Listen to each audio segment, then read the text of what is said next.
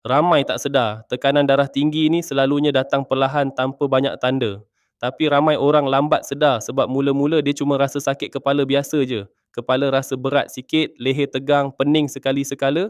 Lama-lama baru sedar badan dah tak selesa macam dulu. Nak fokus kerja susah, tidur malam pun tak lena.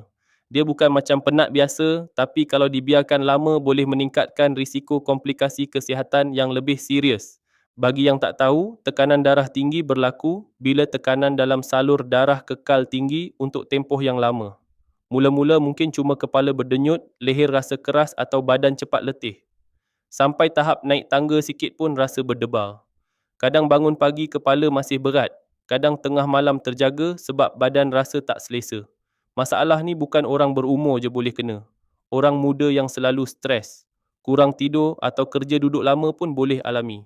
Tapi tak ramai orang faham. Kadang orang ingat sebab penat atau tak cukup tidur. Sebab tu ramai ambil ubat tahan sakit bila kepala berdenyut atau pergi urut bila leher tegang tapi rasa tak selesa tu tetap datang balik. Sebab tu ramai mula ikhtiar dengan kapsul ombak damai yang diformulasikan dengan gabungan herba dewa lilit, ekstrak umbi bawang putih dan ekstrak daun zaitun untuk membantu menyokong tekanan darah yang sihat, melancarkan aliran darah serta membantu mengurangkan rasa kepala berat, pening dan leher yang tegang. Apa yang buat aku tertarik, ramai maklum balas pengguna berkongsi mereka mula rasa badan lebih ringan, kepala kurang berat dan lebih selesa menjalani rutin harian selepas mengamalkannya secara konsisten. Sebab tu kalau kau jenis selalu sakit kepala, kepala rasa berat, leher tegang atau mudah rasa berpinar, jangan tunggu sampai badan bagi isyarat yang lebih serius baru nak mula ikhtiar.